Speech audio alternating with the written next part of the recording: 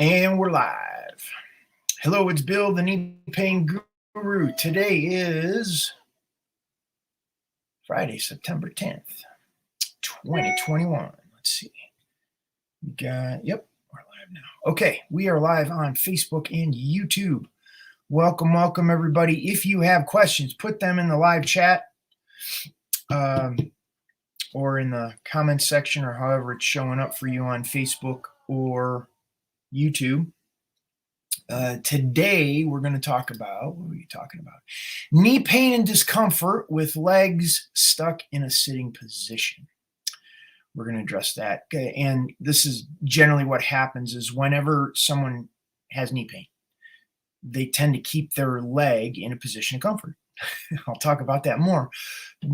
The point being is when the body is in that position for a longer period of time, it begins to take on that position, and moving out of that position is not all that comfortable.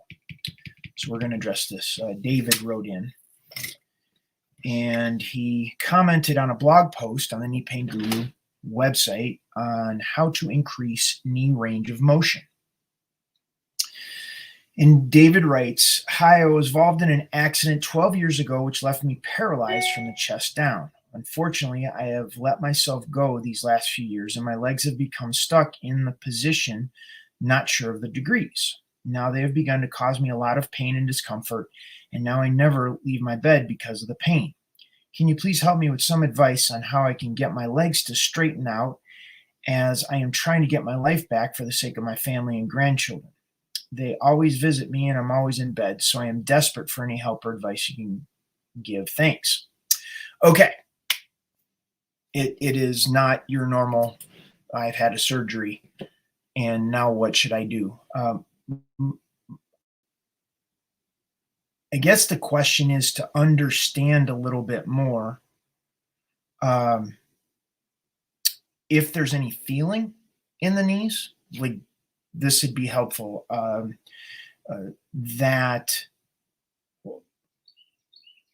are you not able to bend them? Are you not able to straighten them? You still can't move and you're paralyzed. These are aspects that we need more information. And this is where, when I work with clients, we got to get into that level of distinction and nuance. Because when you're typing in a blog post or you're sitting there in front of a doctor or whatever that situation is, there's a lot of, the brain is trying to run through and think of all of the bullet points. And there's a lot of details, a lot of gaps that need to be filled in order to find the path out of pain or begin to point you in a direction where you can empower yourself to know what to do. This isn't always evident when you're in the situation, because you're in the situation. If you knew what to do to get out of the situation that you're in, well, then you would do it. And that's why it's important to have an objective, unbiased, outside perspective that is going to guide and steer you in a direction that will allow you to begin to empower yourself. I'll actually, as I'm thinking about this, I'm going to read this question on the Ask Dr. Beck. We have a nonprofit that I'm involved in, and I think Dr. Charlie Beck, he's one of the osteopaths that work with the foundation that would give a pretty decent perspective on this. So I'm going to include his take on this, or read this question. This will be next Wednesday at 8:30 a.m. Eastern time. So that would be, let me see here. It's going to be September 15th. And we'll get into that then. Remember to give this video a thumbs up, like and subscribe to the channel, turn on notification for future videos. Make sure you tag your friends, share this with your family, friends, and loved ones. I have a couple more questions here. This one is from Mark. My wife is 6 months post-operation for TPF. Not exactly sure what that is, and meniscus repair surgery. Her range of motion is 125 degrees, but she is slowing in her gains.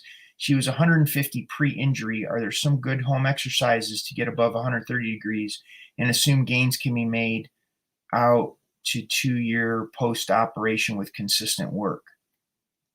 Yes, absolutely. But there is a little bit of disconnect. I'm not going to give you specific exercises that are going.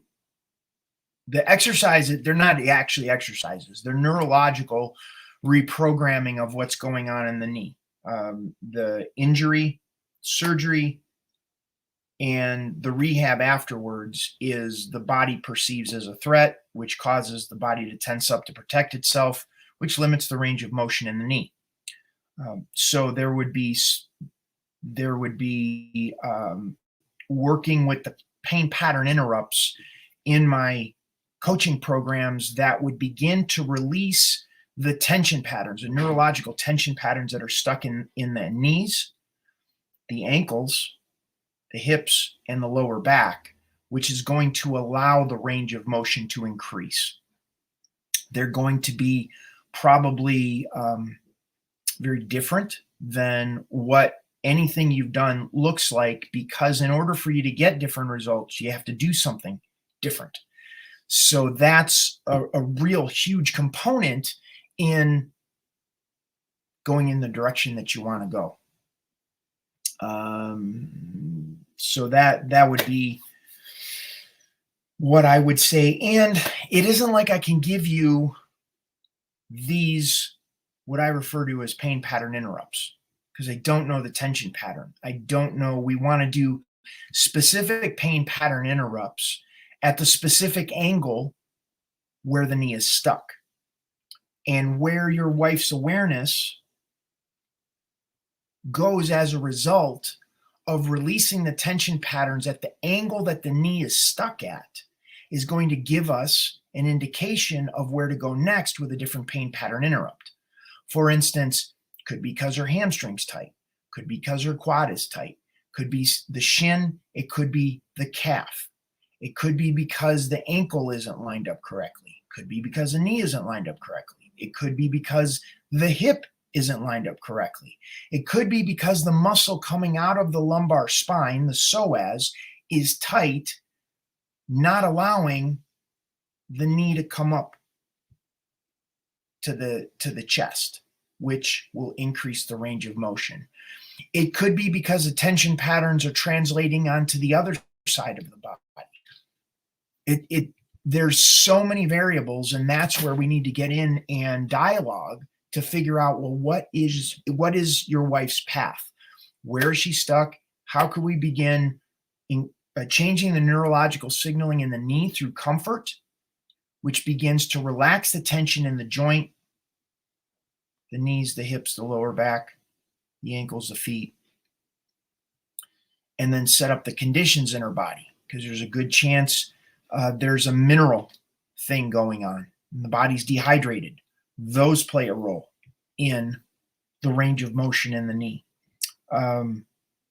Looking at how inflammation is playing a role, looking at where the challenge is walking, sitting, standing, and how can we release those tension patterns in the body to get her moving more smoothly, to get her pointed in the right direction. So if this is making sense, give the video a thumbs up, like and subscribe to the channel, turn on notifications for future videos. And if you'd like to know, like, what are my next steps? How can I get help and support beyond this awesome video that you're doing, Bill? You can head on over to my website, thekneepainguru.com. You can check that out. There's tons of information. There's 13 going on 14 years of content up there where I've written articles and blog posts and videos and things such as that there on the website. Sign up for my newsletter. I send out emails each day helping you change your mindset around it, because getting out of knee pain increasing the range of motion in the knee is relatively straightforward. The big challenge is in your head that we have to look at what's going on in the knee and in the body differently. So there's that. There is, you can sign up for a consultation where we can take everything in,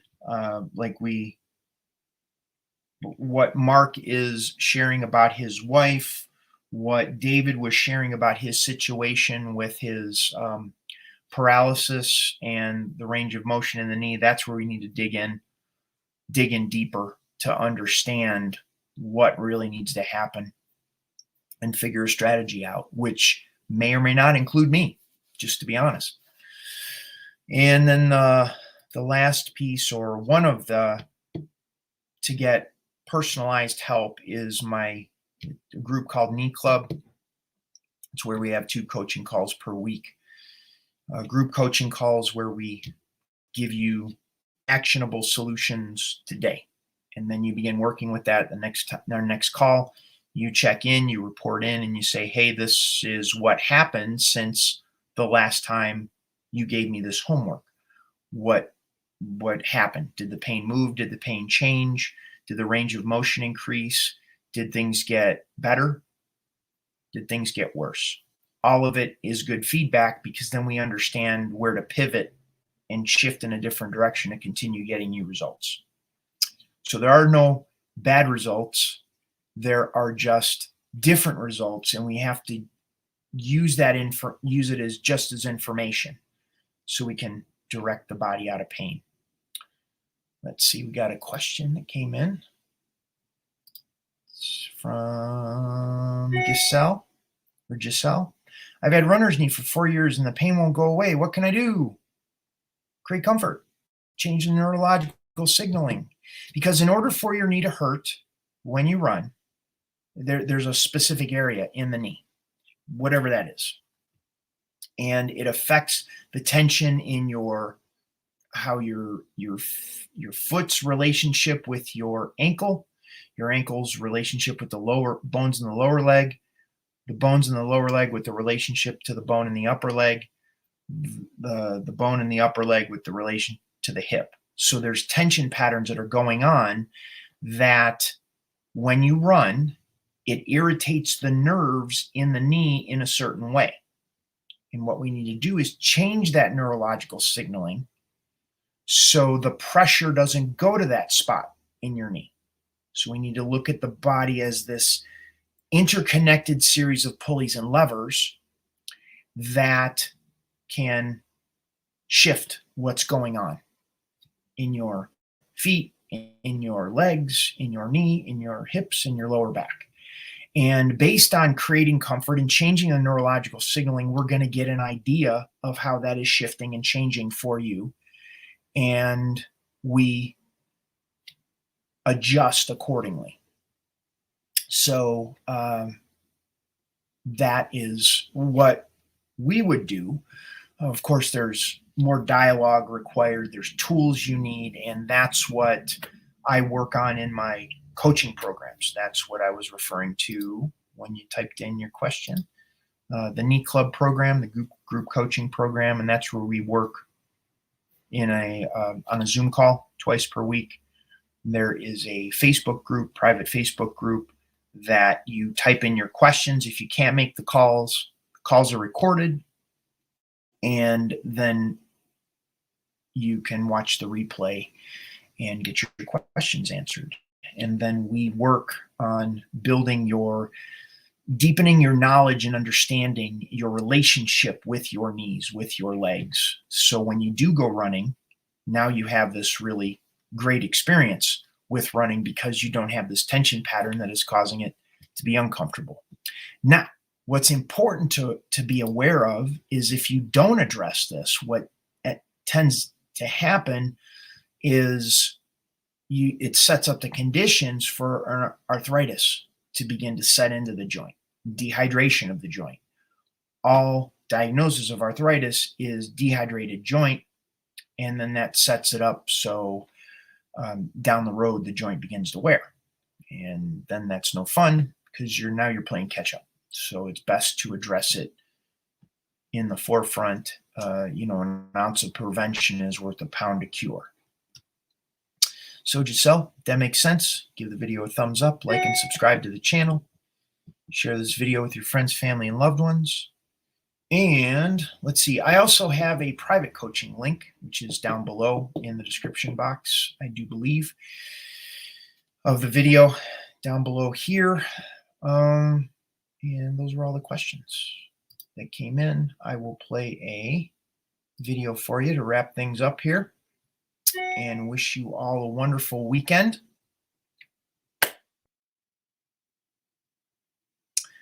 This is Bill Paravano, the Knee Pain Guru, thanking you so much for being here. Have a wonderful day and check out this video.